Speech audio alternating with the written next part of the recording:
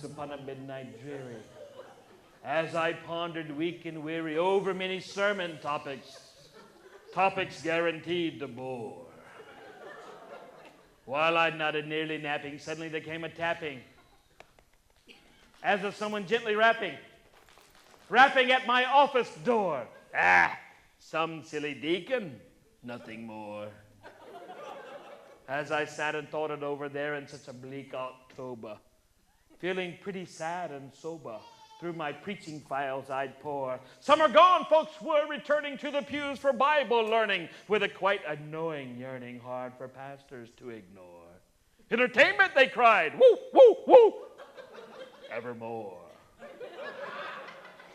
But the sound I heard of knocking at my door, too late for locking, still was roaring and was rocking. Why on earth this late uproar? In there flew a raven stately, blowing me away quite greatly, for I haven't seen one lately at the church I'm working for.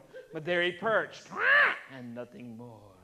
I resumed my restless squirming, searching for a worthy sermon, scanning volumes, French and German, spread upon my desk and floor. I give up, I sobbed, defeated, sure, inspired preachings needed, but my themes have been repeated, till my people start to snore. Quoth the raven, preach it more. Great, I thought, now birds are flocking to my study just for mocking. Big time burnout time for locking. Oh, first church as lousy door. Wait a minute, cried the bird. I know you think me weird, absurd, but has it yet to you occurred that I, for one, may know the score of sermons fresh forevermore? I stopped to listen quite dumbfounded. It was right insane, it sounded, yet his words seemed firmly grounded in a truth one can't ignore. What you're sad and desperate reaching, that, my friend, is Christian preaching. That your folks are searching for. Why, that's simplistic, I protested. Why, television's just infested with slick preaching. I'll be bested if I'm just myself a bore. Hogwash, bah! The bird disputed. God has never yet recruited one to be some fancy-suited salesman from his holy store. Just yourself, nothing more. If you're dried up, never hide it. Simply try to climb inside it, then confess it and confide it to the ones you're preaching for.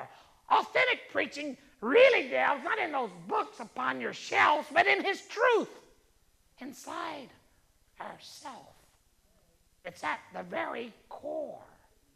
Preach the truth forevermore. Then I asked him quite glad-hearted, just before the bird departed, how he'd ever gotten started learning pastor lore. It's a job, the raven stated. Sold insurance, which I hated. I love my job, I'll never trade it. Then I watched him soar. Who knows? Maybe to your office door.